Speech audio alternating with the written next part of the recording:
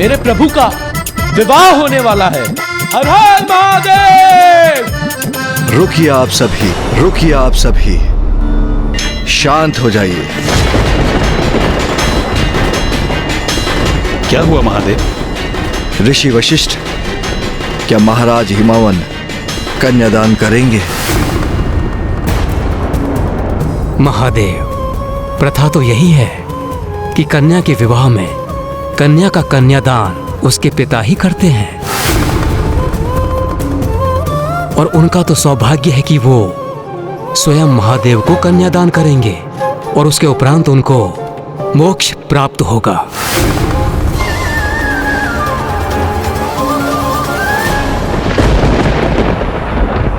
किंतु मैं कुछ भी समझने में असमर्थ हूं। क्या हुआ? आप सभी की चिंता का कारण क्या है? महाराज हिमावन और देवी मैना ने यदि महादेव को कन्यादान किया तो उसके पुण्य के प्रताप से उन्हें उसी पल मोक्ष प्राप्त हो जाएगा, और यदि ऐसा हुआ तो संसार से हिमालय अदृश्य हो जाएगा,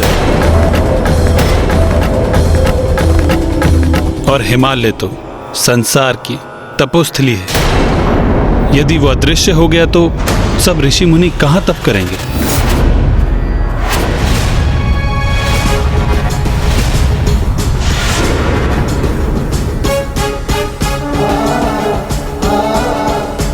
यदि महाराज हिमावन ने कन्यादान किया तो बहुत बड़ा अनर्थ हो जाएगा।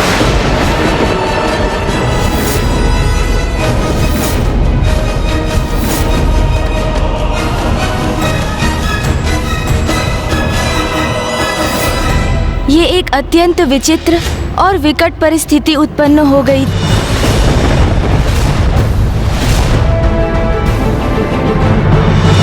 माता पार्वती पूर्ण विधि विधान से अपने विवाह के लिए प्रतिबद्ध थी, किंतु कन्यादान के बिना उनका विवाह कहाँ संभव था।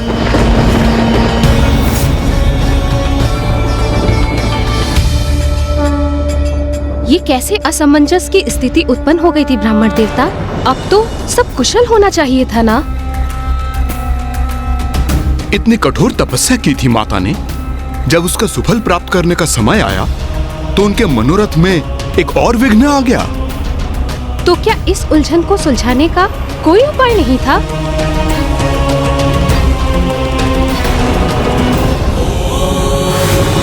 हमारे विवाह के कारण ऋषि मुनि हिमालय पर्वत से वंचित हो जाएं, ये मुझे कदापि स्वीकार नहीं।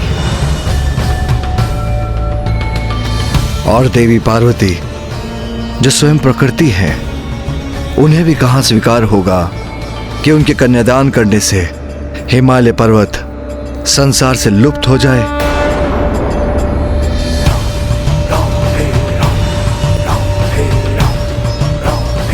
महादेव, कन्यादान विवाह की विधि का मुख्य भाग है, जो कन्या के लिए अपने पिता का आशीर्वाद तो है ही, किंतु उसके अपने जीवन में एक महत्वपूर्ण परिवर्तन का सूचक भी, क्योंकि कन्यादान से कन्या पुत्री की भूमिका के साथ अर्धांगिनी की भूमिका को भी अपनाती है। हमारे समक्ष एक विकट दुविधा है, किंतु महाराज हिमावन के द्वारा कन्यादान करने से अनर्थ हो जाएगा, अनर्थ हो जाएगा, अनर्थ हो जाएगा, अनर्थ हो जाएगा, जिसकी अनुमति मैं कदापि नहीं दूंगा।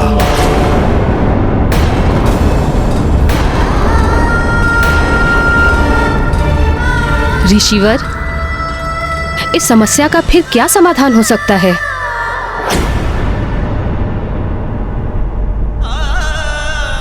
दृढ़ निश्चय हो तो सभी बाधाएं स्वतः मिट जाती हैं। दुविधाओं का अंत होता है और उद्देश्य प्राप्ति का मार्ग प्रशस्त हो जाता है।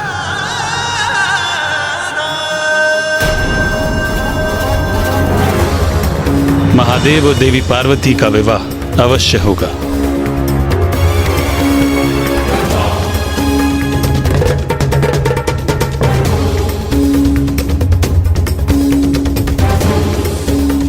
नारायण, किंतु कन्यादान? आप वर हैं महादेव, आप चिंता मत कीजिए। और आप सभी बारात की तैयारियां कीजिए। शेष आप मुझ पे छोड़ दीजिए। मुझे ज्ञात है कि इस समस्या के निदान के लिए कौन उपयुक्त है। नारायण नारायण। प्रणाम देव ऋषि नारद। पधारिए देव ऋषि नारद, आसन ग्रहण कीजिए।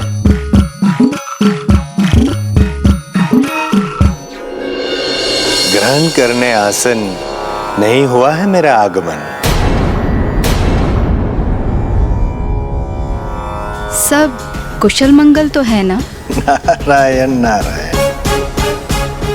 महारानी मैना, आपकी चिंता का नहीं कोई विशेष कारण। देवादिदेव महादेव और देवी पार्वती का अवश्य होगा लगन। महारानी मैना, अभी अभी मैं कैलाश से ही आ रहा हूं और वहां भी अत्यंत उत्साह है। सभी में और सभी उत्साहित होकर बारात की तैयारी कर रहे हैं बड़े उमंग से।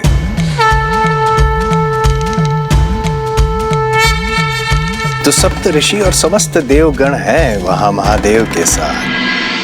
तो मैंने भी निर्णय लिया कि मैं यहाँ कन्या पक्ष की ओर से बारात का स्वागत करूंगा और आप दोनों की सहायता करूंगा।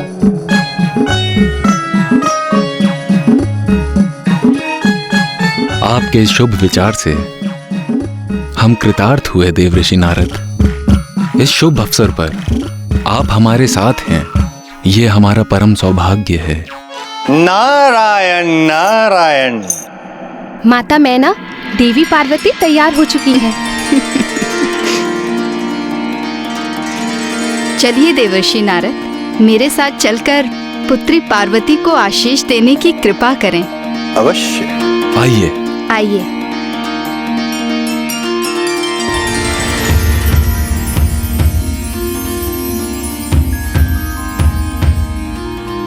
पुत्री पार्वती,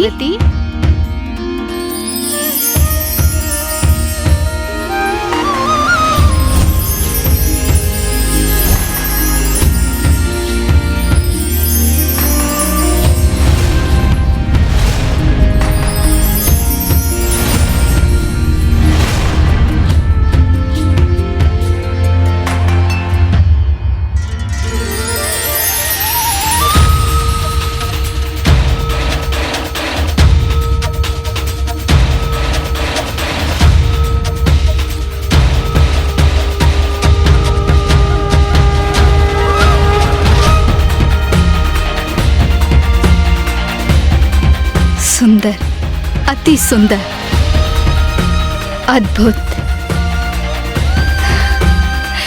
पुत्री पार्वती, कितनी सुंदर लग रही हो तुम।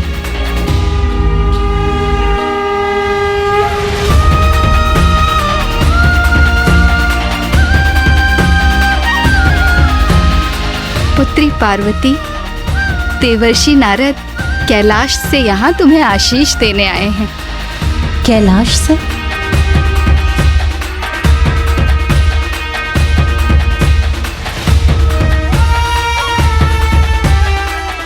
प्रणाम देवर्षि। स्वयं मां आदि शक्ति ने पुत्री के रूप में जन्म लिया है आपके घर। प्रणाम माता आदि शक्ति। प्रणाम। आपका कल्याण हो देवी पार्वती। नारायण नारायण, भूल गया। आपके लिए एक विशेष भेंट लाया हूं मैं कैलाश से। भेंट? कैलाश से?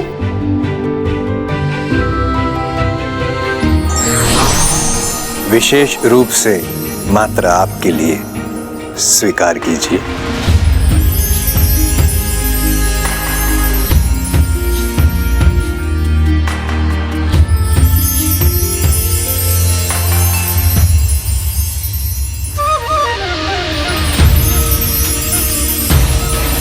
कितना सुंदर प्रतीक भेजा है। मेरे जमाता ने पुत्री पार्वती के लिए। अपनी पुत्री के प्रति इतने अपार स्नेह का प्रतीक देखकर मेरा हृदय गदगद हो रहा है। अवश्य ही जमाता पुत्री पार्वती को सदैव सुखी रखेंगे, उपहारों की वर्षा कर देंगे उस पर।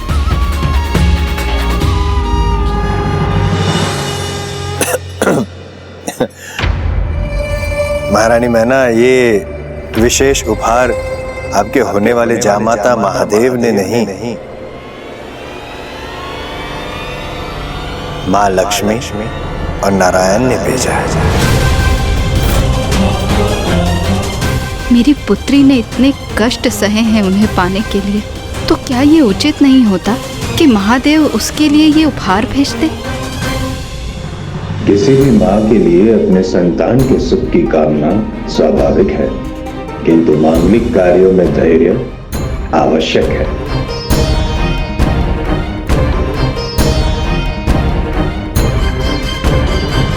किंतु देव ऋषि योजना के अनुसार वहाँ पहुँचे थे ना ब्राह्मण देवता, फिर उसमें कुछ अनुचित कैसे हो सकता था? और क्या था देवर्षि नारद का विशेष प्रयोजन? देवर्षि नारद वहाँ क्या करने जा रहे थे? आपको इस प्रश्न का उत्तर पाने के लिए संपूर्ण कथा का श्रवण करना होगा महाराज।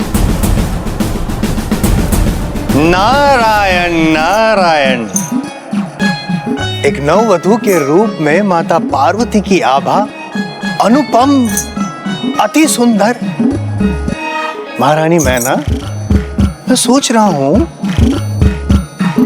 जब महादेव और माता पार्वती दोनों एक साथ मंडप में होंगे तो आहा, नारायण नारायण, कितना दिव्य मनोहरी दृश्य होगा वो। देवऋषि नारद, आपका क्या अनुमान है? क्या महादेव और पुत्री पार्वती की जोड़ी सुंदर होगी? अवश्य, निसंदेह। किंतु महारानी मैना, आप क्यों कर रही है मुझसे ये प्रश्न? क्या महादेव के आपको नहीं हुए हैं दर्शन? नहीं देवऋषि, किंतु आपको तो उनके शुभ दर्शन प्राप्त करने का असीम सुख प्राप्त है। कैसा रूप है उनका, कैसा व्यक्तित्व है, कैसे दिखाई देते हैं वो? कैसे दिखाई देते हैं वो?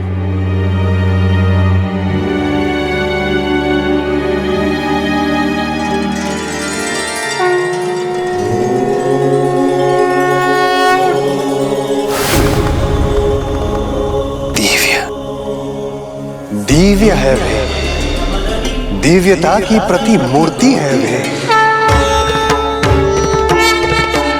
जिनकी जटाओं को स्वयं चंद्र सुशोभित करते हैं, जिनका मस्तक चमकता है उनके दिव्य तेज से। पुत्रों की ऐसी पैनी दृष्टि है जो आत्मा में उतरकर अंतर के सभी रहस्य को ज्ञात कर लेती है।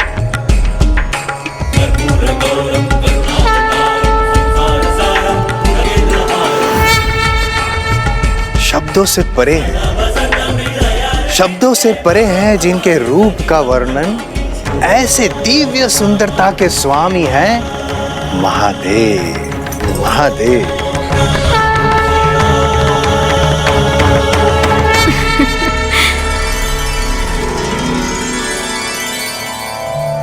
उनके समान दिव्य और सुदर्शन भला और कौन हो सकता है इस संसार में?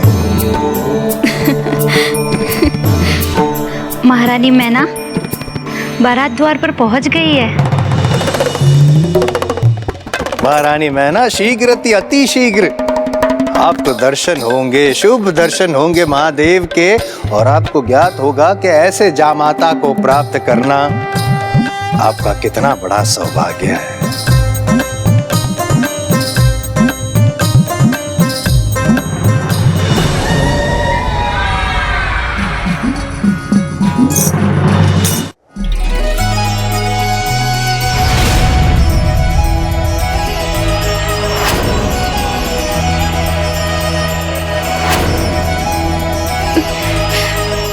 सखी पार्वती, बारात आ गई है। पल पल बढ़ता पगी उमा का, शिव से करने चली मिला, अनुपम ये संयोग अनोखा, होगा वे ये पुनर्मिला, व्याकुल ये हृदय और नैना, पार्वती शिव मिलेंगे आज। कितनी सुंदर और भव्य बारात है। इस बारात के दर्शन यहीं से कर लेते हैं।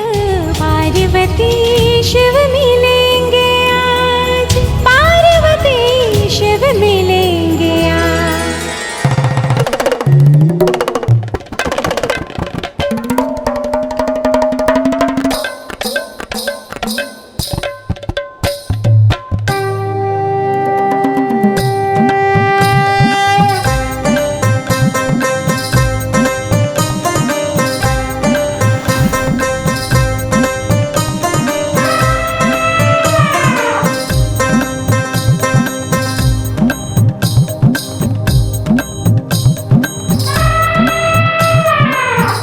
देवी मैना, आपके होने वाले जामात को ढूंढ रहे हैं आपके नेत्र, है ना? हाँ देवर्षि नारद, आपके मुख से उनकी इतनी प्रशंसा सुनकर मैं उन्हें देखने के लिए अति आतुर हो रही हूँ।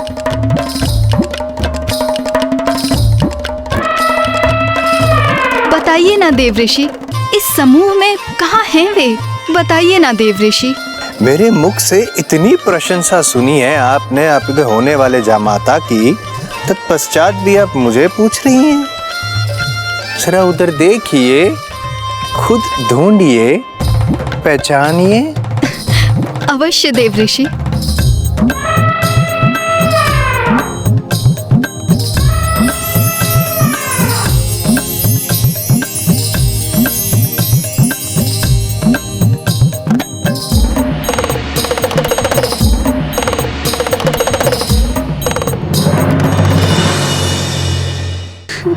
मैंने पहचान लिया देवऋषि उन्हें। वो देखिए देवऋषि, जो अत्यंत आकर्षक व्यक्तित्व के स्वामी हैं, जिनकी चाल इतने आत्मविश्वास से भरी है, जिनका मुख इतना सुंदर है, अवश्य वही महादेव होंगे, है ना?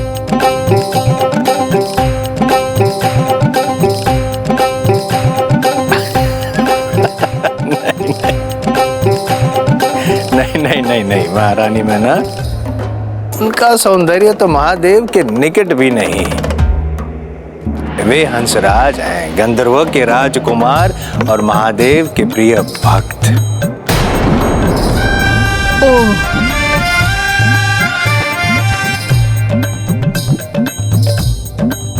जिनके भक्त इतने सुंदर हों, वे स्वयं कितने दिव्य और मनोहर होंगे।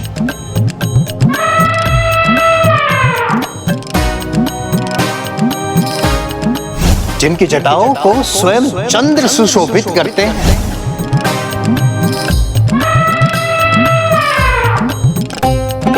अच्छा, तो ये जो अब मेरी दृष्टि में हैं, जिनका राजमुकुट चंद्रमा के समान उनके मस्तक पर दमक रहा है, अवश्य यही महादेव होंगे।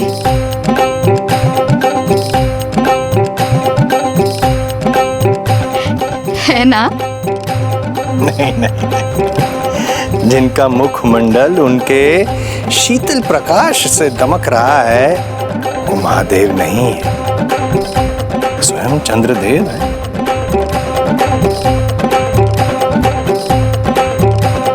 कैसा अनुपम सौंदर्य है चंद्रदेव का, जो स्वयं मेरे होने वाले जामाता की जटाओं में सुशोभित हैं।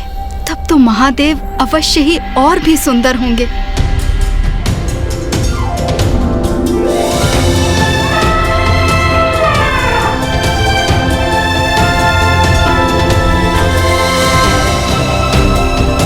जिनका मस्तक दमकता है उनके दिव्य तेज से।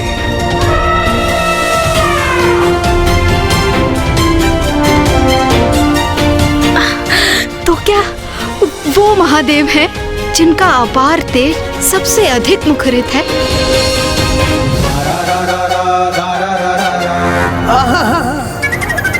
जिनके तेज से समस्त संसार को ऊर्जा प्राप्त होती है, वो महादेव नहीं है, सूर्यदेव है।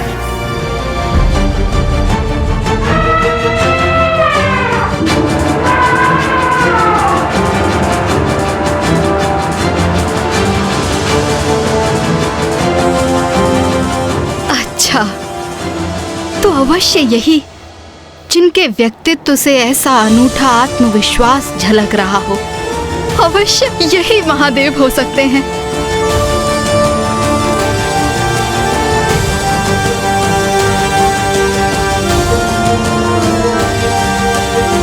महारानी, जिन्होंने अपने तप से इतना अनुपम आत्मविश्वास प्राप्त किया है, वो इंद्रदेव है।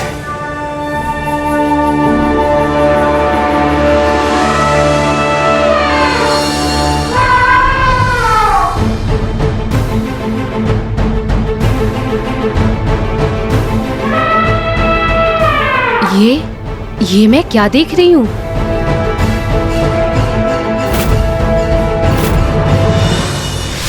क्या हुआ? माता अकस्मात चिंतित क्यों हो गई? क्या अब भी विवाह में कोई विघ्न था?